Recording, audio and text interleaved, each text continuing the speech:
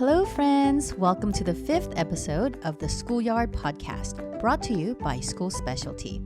I'm your host, Nancy Chung, a fun-loving teacher and content creator, also known as Fancy Nancy and Fifth on social media, and I'm thrilled that you're here. A special shout out to School Specialty, who offers essential educational supplies and complete learning environment solutions to help you transform more than classrooms. This is the Schoolyard Podcast, a podcast by educators for educators, where the magic of learning unfolds.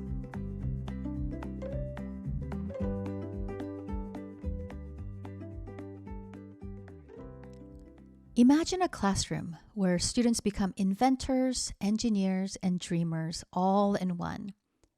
Robotics brings this dream to life, empowering young minds to think critically, problem solve, and collaborate like never before.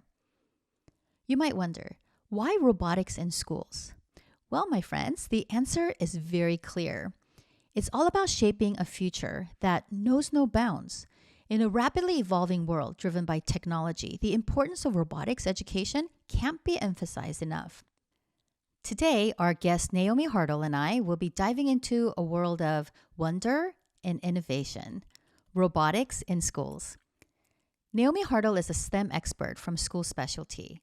Throughout her journey with School Specialty, Naomi has been passionately pursuing her vision of making a positive impact on both educators and students. Hi, Naomi. Welcome to the Schoolyard Podcast. Hi, Nancy. Thank you so much for having me. I'm super excited to be here. Would you tell us a little bit about yourself and about your role as a STEM expert? Absolutely. So I kind of got into STEM later in life. So I am a former educator. I was born and raised in Saskatchewan, Canada, and that's where I taught. So that's where I was a teacher. Since 10th grade, I knew I wanted to be a teacher, and I want to be a coach. I want to be a teacher, and that's what I went to school for. I went to school for basically teaching physical education and biology. So how does that translate into STEM, right? How does that translate into STEM? Well, let me tell you. So when you get your licensure to teach in Saskatchewan, you are licensed to teach basically any and all subject areas. And for me, they try to put you in what you went to school for. So I've taught physical education. I've taught high school mathematics. I've taught high school science with biology. I've taught career education, home economics, fine arts, and health education. So I've taught a little bit of everything. I never ever thought that I would leave education. I always thought that I would be a teacher, right? Since I was 10th grade, that's what I knew I wanted to be. And it ended up that School Specialty had reached out to me with a curriculum writing position. I kind of made a decision to say, okay, I'm going to do a kind of a Hail Mary here and try something a little bit different, kind of still be in the education space, but moving into the business world a little bit, and kind of threw that Hail Mary and said, let's try it. So moved to United States, moved to Oregon, and started off in writing curriculum. And then 2018, I believe it was, they had reached out to me and said, hey, we have this position open for STEM and science as a subject matter expert. And they said, are you interested in it? And I was like, well, I've taught science, I've taught math, I've been teaching physical education teachers how to integrate technology into their classes. I have a passion for this. And I was like, absolutely, yes, let's try something new and something different. Why not? And yeah, so for me, I mean, I've never, traditionally taught STEM in the way it's been taught, or the way their teachers are trying to teach it now, but I have a strong passion for it. And I've kind of just organically kind of fallen into it. And it's just been really neat to kind of be a part of it. And, and part of my job right now, what I do is really just support teachers in teaching it and how to teach it. So kind of came into it late in life, but that's kind of my background. That's amazing. And I think you mentioned fine arts. So we could add the A in STEM and make it STEAM. Yes, STEAM. Exactly. Yeah. Well, my background is in art too. So when I started coaching robotics, I'm going to share my experience a little bit later too. Everyone's like, wait, you're going to do what? You're going to coach robotics? I'm like, well, it's like making stuff. It's like a hands-on thing. So it totally makes sense. Yeah. It's about that hands-on experience, right? That's right. Discovery, all about robotics. That's what this is all about, about, learning by doing. And that's, physical education. You learn by moving, right? It's right. Yeah. PE. What I do. Exactly.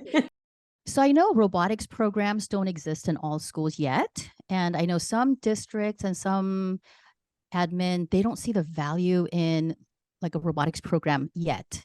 So why do you think, why are robotics programs valuable for schools and students, in your opinion? Great question. First of all, it's fun. It's just plain and simple, but how do you sell fun to your administrators, right? Think about skills that we're teaching our students, right? Teaching STEM and robotics specifically is just like those employability skills. So if we want students to be able to get jobs after work, after school, they're learning all these different skills that they need: communication, collaboration, critical thinking, problem solving. They're learning to fail in a very safe environment, right? They're learning to fail where they're persevering and determining, and figuring it out through those challenges that they're getting, right? They're learning the skills that they need to be successful after, but they're also learning the skills that they need to get jobs within the workforce, right? So one of the things I find, and there's some stats that are kind of out there, like US universities are expected to produce only 29% of the required number of graduates, right, to fill 1.4 million computer science job openings. Wow. We have to make sure that in education, we are preparing our students for this. So lots of times people will say we're preparing students for the future. I disagree. We're preparing our students for the present right now, because we're already not having enough students going to university, going into these jobs after school where we need them to understand engineering, computer science, all these different areas. So just to make sure that we can get to where we need to be as a workforce, we need to be teaching this in school. So I mean, workforce, skills, having fun, failure, these are all key things that I think some of our schools maybe don't think about when we're having those conversations about robotics and really what it can support and what it can teach. So those are kind of the things that I think are really valuable for schools to kind of understand and administrators to understand. I love the fact that you mentioned the whole failing process, because people don't really understand that. And it's all about failure. Now, students who are perfectionists, who are scared to fail, they actually don't do very well in competitions. It's the kids that fail and learn from their mistakes. It's all about notebooking, right? The engineering process. And, here's the problem, here's our objective. How are we going to build it? And they find so many different ways of what is not going to work or do what it's supposed to. And they figure out different ways, but all through collaboration and communication and critical thinking skills, as you talked about. And the kids who are not scared of failing, and they're the ones who bounce right back and come up with different methods and different ways of doing that. And so it's really interesting to see these skills that students are forming in the robotics program. And I love how there are so many different roles within a team too. So not everyone's going to be programming, not everyone's going to be building, but there are the notebookers, and they're the kids who are experts in even the interviewing process when the judges are talking to them, oh, tell us about your team, that public speaking is so important. Yes, exactly. Yes. So our teams, we weren't always the best builders or the best programmers, but I would train the students really well on how to talk to judges or how to sell your robot and how to talk about why you love robotics, and what you're learning through the process. And those are the sales skills right there. Yeah, exactly. So the life skills, right? Yes. These are the interpersonal skills and the life skills that they're learning, not just robotics, quote unquote. Right. Robotics, not just a standard that you have to teach, right? Because that's what we have as educators. You have certain sets of standards you have to teach in every subject area, right? It's not like you have to teach, sometimes communication, critical thinking, problem solving, these are all things that are kind of just a product of what we do when we're teaching. So, and I think robotics does a really good job of that and honing in on those skills with our students. And that failure piece is one of the things I've always talked about with my students. So, right. And even as teachers too, we're so scared of failure. We don't want to try something if we know that there's a possibility that it might fail. Right. But we have to kind of practice what we preach. Don't be scared to fail. Don't be scared to make mistakes. Just do it. Yes, totally. And I'm kind of a bit of a type A personality, perfectionist. I don't like to be bad at things. I like to be really good at them. Oh, me too. So even when part of in my job, what I do is suppliers will send us products and I'll test them out to see if it's a product we want to bring into, our offering. So I'll get these and I obviously want to try them out first. And there's some that I'm just I fail and I fail and I fail and I get frustrated. I'm like, okay, you can do this. And then when you get it, you're so excited that you you made it happen. I was like, if I feel like this as a 35-year-old adult, what do my students feel like, right? When they find that accomplishment, when they are able to figure something out, that is just such a cool thing and feeling to have. Like I had that when I played sports growing up. Right? I never had an opportunity to do an extracurricular program like robotics, right? Or even have it integrated into my program. So I just know having students be a part of that would be so cool. Yeah. Right. And I love that you're comparing robotics to sports, because if you've ever been to a robotics competition, it's like a big sports arena. It's wild. It's wild. It's like It's a wild. concert meets like a sports, like a sports game. Like it's amazing. Yes. Yeah. I totally like geek out and nerd out at these events. Right. I mean, with your competitions too, it's like you said, it's teams. Everybody has a role to play. Everybody has a position that they're in. And, there's some, like you said, that thrive in certain areas over others. And you work together as a team, which is exactly what happens when you go into a job. You have a team that you're working with, right? So you're learning, students are learning all these different skills that they need to be successful. And I feel like we don't always do the best job in education of setting our students up for success. We teach them the standards, we do the standardized tests, we teach them to a test, right? We don't teach them those skills they're going to need. And failure is such a skill they need to learn, because they need to know how to be a good loser sometimes too. I know a lot of schools, as we mentioned, because they don't have the same belief that they need a robotics program, they don't necessarily have the funding. Yep. Now, how can schools with limited resources start and maintain robotics programs effectively? And this is a conversation I have with our customers all the time, right? This is what I do a lot in my job is we'll consult. We'll have a conversation with the district or with the person looking to do this program. And I'll say, start small and build each year, right? You don't need to get something big. You don't need to spend all this money to get moving forward. You don't have to buy all these, hard hitting robotics products that you're hearing out there, like the Vex and the Legos, right? They might be too pricey for you. Start small, learn, just start with some online coding programs. I know that's not robotics to begin with, but start with some online coding, right? Get them started that way, get them familiarized with those, like for example, Scratch Junior, Code.org, Swift Playground. There's so many different kind of free programs out there that you don't need a budget for, that you can kind of start with to kind of get started. If you have limited funds, start with, buying a few robots to start. A lot of the robotics products and programs out there where you can buy, 2 or 3 different robots for a decent price, but then they also have an online simulator.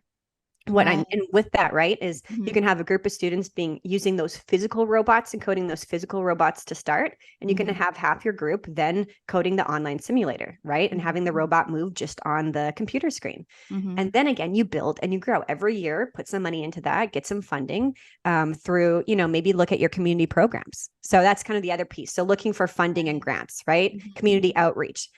Depending on the community that you're in, there are so many different companies that want to support schools, that want to help schools out. Reach out, pick up the phone and call them. You might not be able to find something on their website, but anybody that is in the STEM environment, computer science, any of those areas, they want to be able to support schools. So they might have some type of grant programs or where they're willing to donate some money or donate some products that you're looking for. So like just kind of reach out. Yeah. I don't know if you've heard of Donors Choose, but that's a big one. Donors Choose. And some companies will give their employees like a certain budget and say, okay, here, spend it on pick a project, and donate to a certain cause. And so it's just a matter of writing the grant, writing the proposal and getting it out there, because there are people who need to donate money, who want to spend their money. Right. Yeah. For just tax purposes, they need to donate some money. So I don't want to say take advantage of it, but take advantage of it. Exactly. Right. You just have to pick up the phone and make some phone calls, call some companies and say, hey, this is the program I'm looking to do. Here are the students that I have, and this is what we're trying to, accomplish. Would you be willing to donate some products, donate some money, support us? How can you support us through this process? And I think that's a key thing that a lot of people forget about is that community involvement. Whether you're a small town community, which is like how I grew up in a town of 300 people. I graduated with 12 kids in my class, like super teeny tiny. And, we still had a lot of that community involvement because a lot of the parents, were in these jobs and in these different companies and businesses, even in the bigger centers, though, you even have more opportunity, right? So just reach out, ask those questions. Right. And I love how you mentioned the free coding programs and things like that. I don't know if you've heard of Hour of Code. I'm sure you have. Yes. And I love that so many teachers and so many schools are starting that early with like even kindergarten. They're like, oh, we're doing Hour of Code. And we have like little kids, like playing with like Ozobots and like, is it Spiro? Or like, like, Yes. So they're just doing a lot of like fun things like that. So by the time they come up to fifth grade, like upper elementary, they're like, we've done this before. So they're feeling, every year they're feeling a lot more comfortable with these programs. Right. Yep. And that's the other thing too. Start young, right?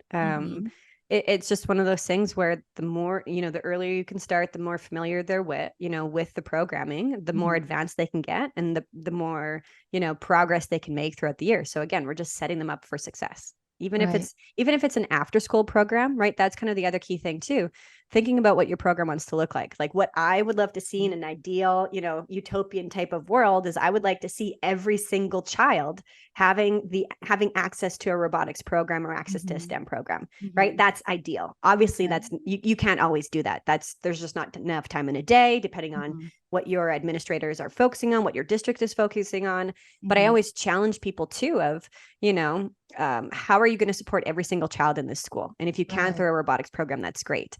If not, kind of is what it is, but start it by starting younger and kind of building your way through it. So, another way you can do it too is kind of trying to integrate that. You might not be able to do like a separate robotics class, but try to integrate it into a couple of your subject area classes. So thinking of integrating it into science class, try to put it into your math class. There's so much data collection and so many different things that you can do with robotics in those classes specifically. I mean, heck, I could even find a way to integrate it into physical education, right? Like every subject all area, the movement, right? Like just every subject area, you can integrate robotics into it depending on what the topic is. So you don't necessarily have to have a separate class for it. Just kind of integrate it into as much as you possibly can. And, if anything, the nice thing about that, and I think the biggest maybe hurdle or bugaboo that I have when it comes to education in general is that we separate everything out individually, right?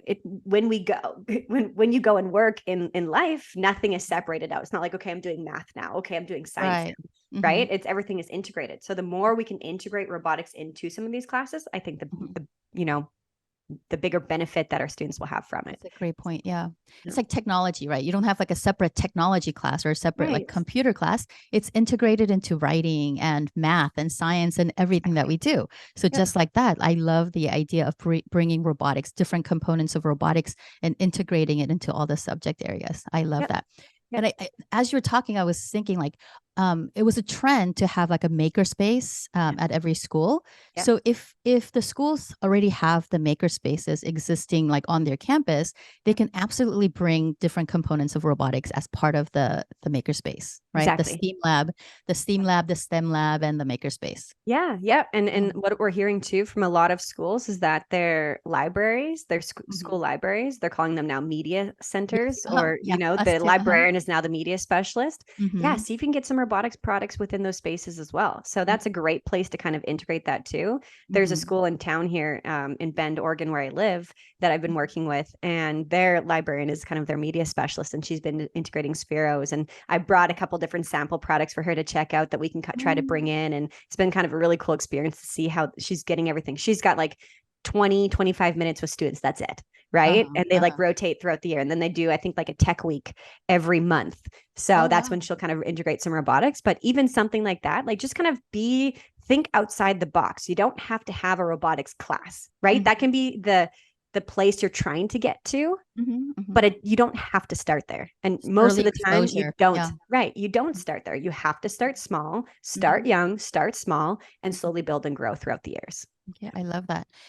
Okay, how about like I know every episode that we've had, we've talked about like a sense of belonging and making sure that we're meeting the needs of our diverse students and making sure that we practice inclusivity. So how do robotics programs accommodate students with diverse learning needs? Yeah, no, and that's a great question. This is one of the things that we're trying to work on, at School Specialty and how we can support this. But, my advice to those listeners out there is, some schools right now are currently using robots to support special education students with like self-regulation, self-determination, socialization. if you have a student with minimal verbal language skills, having them work with a socially assistive robot can be really extremely beneficial, right? Sometimes it's a little bit less intimidating working with the robot than it is with a human being. That is so true. That is right? so true. Robots, they can, also can reduce sometimes the number of stimuli that students have to deal with, or that, can provoke that sensory overload. So students with autism, that can be really helpful as well. And then even having, if you have a student that English is a second language or it's not their first language, having robots, some robotics products and programs will have different kind of levels of coding. So you can use like a graphical coding where it's just got pictures, right? So if you think of block coding, drag and drop, it's just got pictures. Then the next level is going to be your text coding, which has like ABCs, right? 1, 2, 3s. And the next level is obviously your text coding. But lots of these robotics products too will have that integration into it, like right within the app. So every student in that class can be using the same app. Nobody feels different. They're using the exact same product, but they're using a different level based off of their understanding. So it's just you're differentiating for your students right there as well. So just in some kind of key areas that way, it's beneficial for every single child. Robotics isn't just for the elite students that want to be there, right? Robotics can support anybody and everybody. You just kind of sometimes have to think outside the box. I know there are some students who will come into like a robotics setting and go like, oh, I've been taking programming or coding classes since I was 7. But there are also kids who have never played with robots or have never had exposure to that. They'll just come in and they'll just explore and discover and they could be just as successful. Yep. And that sometimes is the hard part when you're teaching robotics and computer science and coding, is that especially at like a middle school or high school level where you haven't had the students prior to, or you haven't been able to kind of control the programs, you're going to have students coming in with diverse experiences, right? You're going to have some that they know it, they're with it, they're doing JavaScript, and you're just like in Python, you're like, oh, okay. And then you have some that have never done any type of coding before.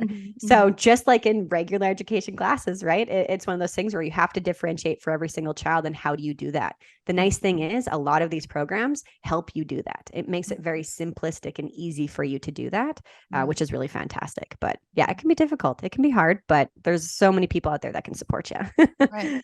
And like some teachers are like, I'm not an expert. I can't teach robotics or I can't do this. And I have to I always remind them, like, you're not really teaching robotics. You're just facilitating the experience. So once you just say, okay, here's the objective and here is the kit or here are the parts, the kids will actually start making it. And it's, like sometimes they'll come to me like, how do you do this? I'm like, well, you know what? Let's try to figure it out. Talk to your group. I'm like, I don't know. I know. Then you're practically Googling it. Yeah. And they're like, oh, we figured it out. I'm like, okay, what did you do? Explain it to me. And I'm like, oh, tell the class. Okay, let's present this. Exactly. Yes. Like, you guys are pretty amazing. Yeah. Well, that's it's right? facilitating the learning. And there's some people that get so intimidated by it as well that I'm just like, you don't have to be an expert. It's, if anything, it's like, I don't want you to be an expert. Right. And sometimes your students respect you more when you're just like, hey, we're going to learn this kind of together and we're going to figure this out together. And eventually you'll get it. But you got to start somewhere.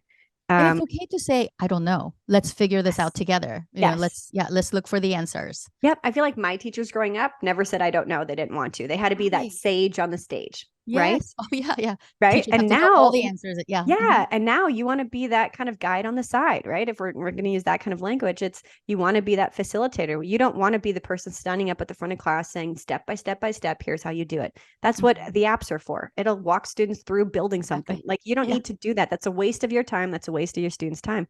Let them explore, let them play, let them learn. A lot of people don't like to use the word play in education. And it drives me wild because I love it. You have to play. Play is learning, right? Play is a form of learning. And maybe that's just, my physical education background as well, but play is a form of learning and you have to. Like that's how students move. That's how they figure things out and challenge themselves. And it's just so important. So just let them play, let them learn. You just seem like such a fun educator and a fun teacher. And, no matter what you taught, I'm sure your kids just loved you, whether it's like PE or biology or math. I'm like, oh, you just are just, like so entertaining and, you're so knowledgeable of everything that you're talking about. Okay. Can you share a success story of a robotics program positively impacting students' skill and maybe their interest in STEM? Yeah. So in my job, I don't always get to see the end result of the work that I do, unfortunately. So I don't know if I can give you just one positive success story of kind of what's been going on. But like, I get to help teachers and district leaders choose the right product to support their programs and students. So I'm kind of at the forefront of being like, what type of device are you using? What are you wanting to teach your students? And then I'm like, hey, these are the devices that I think can really kind of support you. But I don't always get to see things in action all the time, unfortunately. So while I don't have, a specific success story where, we've had a program where a student, was super successful and now goes and works at NASA. The one thing I do want to kind of share with you, it's a story of a colleague and his son, right? So, and just how robots can be such, impact a child's life. So I was going to a conference last year in New Jersey, and I was doing a robotics presentation called Choose Your Own Robotics Adventure. And basically I have a bunch of robots, and teachers get to choose what robot they want to check out and play and learn and explore. And so I had my sales rep and his son build a robot for me prior to me showing up, because I didn't have time to build it and couldn't bring it on the plane. So him and his son built this robot. He's 8. And we got, so he's 8. Yeah. And so got to the show, got everything kind of set up, and we were kind of unpacking all the tubs of robots and products that we had.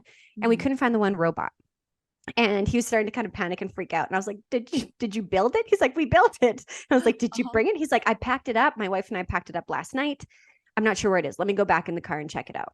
So he went and checked it out, couldn't find it, comes back sweating, is having kind of a panic attack. And I was like, it's fine. It's fine. I have multiple robots. I can figure it out. So an hour later, he gets a phone call from his 8-year-old son. Daddy, I want to tell you about my day at school. I had so much fun. He's like, okay, buddy, tell me about your day. And he's like, my friends loved the robot. They absolutely loved the robot. And he's like, what? So basically that night before, his son opened up the tub, took the robot out that they built because he was so excited about it. Packed everything back up again, so it looked like the robot was still in there, closed the lid up, and the next day went to school with the robot.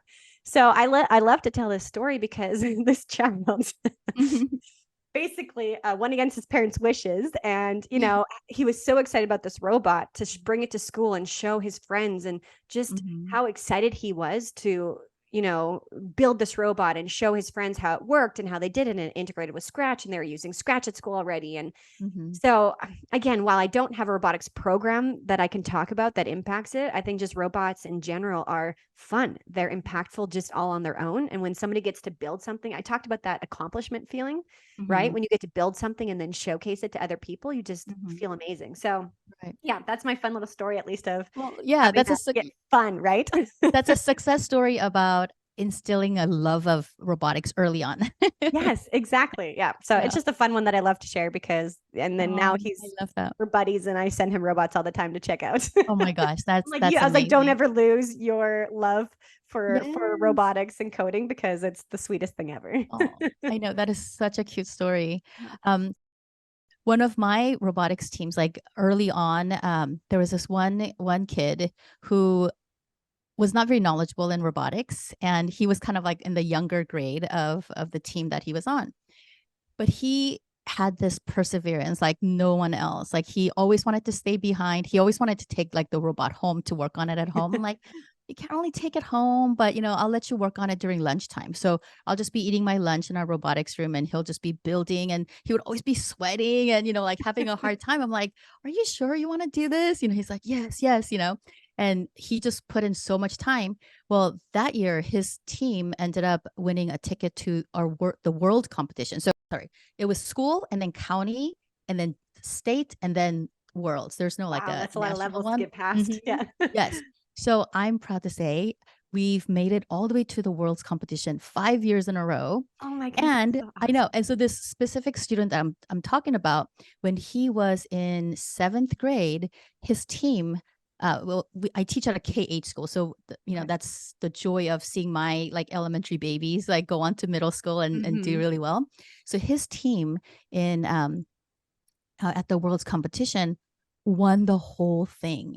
Like, they actually won the world championship. And amazing. I know. And he sent me a message. He's like, Mrs. Chung, we won. And like with a picture, he's like, I owe it all to you. I'm like, you don't owe it all to me. You owe it all to yourself. I know.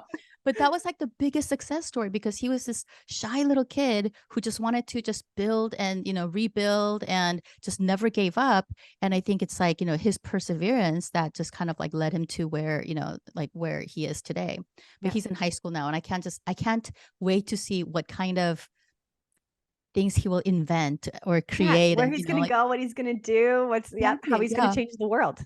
There are so many jobs that exist currently that were like not even a thing, like even 10 years ago. So I can't even imagine what kind of jobs will be available like 5 years from now, 10 years from now. It's, it's hard to fathom. Yeah. And I always hear from people, AI is going to replace jobs. And I was like, well, not right now at this time. What's going to replace jobs is people that know how to use AI. That is true. Move things forward. So if you can teach your students, again, setting them up for success, if you can teach your students how to use AI, how to build it, how to integrate it, they're going to be ready to go. So equip them. Yeah. Yeah. Do you notice that it's still a very boy heavy, like male heavy field? And how can we get girls? Like, I know like we have things like Girls Who Code, like different programs to like really try to support the girls early on too. But do you know of any like programs or any way that we can recruit more girls into the field of robotics? That's a good question. I don't know if I know any programs, but I think it starts with role models. Right. So I think it starts with women in your schools, making sure that they are advocates, that they are the ones that are kind of learning that and moving forward with it. A lot of teachers that I talk to are male teachers that are wanting to do programs. So how can we get our female teachers into it, which then hopefully brings our young girls up to par as well. I mean, Girls Who Code is probably the biggest one that I can think of right now that's been doing a lot of things that I would say, if you haven't checked it out, check it out. Plug, but yeah, I mean, I think that's the key thing. It's us as adults, when we can kind of set the pace and support our students, that's what changes things. So great answer. Okay. What aspect of robotics do you personally love the most? There's so many things I love. Like I said, I came into it later in life. So I'm just like, okay, what do I love? I mean, probably the biggest thing I love the most is that failure environment, right? Which I mentioned, when we were talking at the beginning. It's something that I didn't realize I loved until I kind of have thought through this. But when I used to teach, my students would always yell fail at each other in a way of, it was a negative thing. Like, you made a mistake, fail, right? It was like a big thing joke that they would say. And I remember sitting them all down and just being like, let's talk about failure. And I was on Twitter for a while, and at the time that it was called Twitter.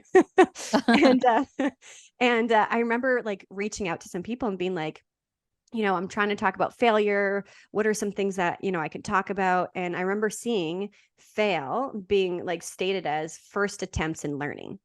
Okay, and I have that on top of in the front of my classroom. Yes, it says fail, first attempt in learning. Yes, and so we changed it actually a couple years ago to frequent attempts in learning, because it's not just the first attempt; it's multiple times. I love that. Yes, and I it's not my thing. I didn't come up with that. I stole it from somebody on Twitter, so I don't know who it was. I can't give them credit. But that's one of the things I think I love the most, is that fail part. And I remember sitting down. Yep, frequent attempts in learning. FAIL. I'm going to change that this year. Yes, do it. I think it kind of changed things for my students too, right? So that's probably the biggest thing I love. I'm going to give you credit. I'm going to say Naomi stole this from somebody on Twitter. Yes, who probably stole it from Naomi. Yeah. But wow, I love that. Yeah. Okay, every episode, I'm like, okay, I'm going to take this quote and put it on a t-shirt. There you go. Like, yours is going to be fail. It'll say frequent attempt in learning. I love that. I love that. Yeah. Well, thank you so much for being here today. And I hope to have you back. Yeah. Thank you so much. I appreciate it. It's been great to meet you and have this conversation. It's really cool to hear what you've been doing with your students and how you've been impacting them. Right. I mean, I left the classroom, so I'm trying to help, in a broad sense, but for teachers that are still there, still kicking it, still going strong, like, just know we appreciate you, because we need you. We need role models in our classrooms, just like you, that are willing to step outside the box, willing to learn more. And, doing these podcasts, you get to learn from so many different people and bring that back to your classes. I just think it's key and it's amazing. So thank you. Thank you so much. And thank you for working with all the teachers and supporting us and educating us too. Absolutely. Always here to support. Anytime anybody needs help, just reach out. Great. Thank you, Naomi. Thank you. Robotics education fosters essential life skills. When students work together on challenging projects, they learn to problem solve, communicate effectively, Embrace failure as part of the learning process and cultivate a growth mindset that knows no limits. Before we close out today's episode, we have something very important to take care of. Tag Your It is a segment on the Schoolyard Podcast. In this segment, our listeners have the opportunity to participate by writing in a question and tagging @schoolspecialty and using the hashtag Schoolyard Tag Your It. We will review all the questions and choose one to answer on our podcast. If your question is selected, we'll send you a Schoolyard Podcast t-shirt as a token of our appreciation. It's a fun way for our listeners to engage with us and have a chance to be featured on the show. All right, here's our very first one. We have a question that was submitted from Deborah Watson, and her question is, what are your recommended self-care tips? Naomi, do you have any recommendations for self-care? I do. I have a lot, so I got to narrow it down to what I want. So yeah, self-care is such a individual and personal thing. So one of the things, I did a terrible job of self-care when I was a teacher, right? I always felt that I had to, anything that I was doing, it had to be teacher related. I was a teacher 24/7. That was my lifestyle. And I realized that in order for me, I burnt out from teaching, right? So not a good choice. So for those, my suggestion is to do some self-care. Find something that brings you joy that isn't related to your job, right? Yes, we can do things that are fun in our job and extra stuff, but find things that are going to take you completely away from the work and the role that you do that is just for you, right? If you ever leave teaching, when I left teaching, I found I kind of had an identity crisis because I was always a teacher. So find something that, if you leave teaching or if you, just who you are as a person. So, some of the things that I do, I read fiction, fantasy fiction, some of my favorite things to read. I work out, right? I get out, I go to the gym, I listen to music, I get off social media. Social media has always been a fun thing for me to do because it's allowed me to connect with teachers across the country. And that's kind of how I got to where I am today. But it also felt like work at one point. Right. And it became kind of a burden. So for me, it's kind of stepping away from some of these things that keep me so connected that I do that's just for me, solidly just kind of me. So I don't know if you have anything that you do, Nancy, that's kind of similar or different, but for me, it's just, that's kind of my stuff. Yeah. I love that. I love that tip. I think self-care looks different for everyone. And even for the same person, it could be different. Self-care could look different at different stages of your life and different times of the week, different times of the day. That's very true. My motto is, work hard and play harder. So, for me, it's like going out with friends and enjoying a nice meal and trying new foods or whatever it may be. Find something that you love doing and make sure you make the time to do it. Yes. Yep. I love it. Okay. Well, thank you for your question, Deborah Watson. We'll be sending you a very special shirt from the Schoolyard Podcast. Thank you for joining us for the 5th episode of the Schoolyard Podcast. Remember to pack your curiosity and meet us back in the schoolyard for the next episode on the benefits of parent involvement and student engagement. Class dismissed.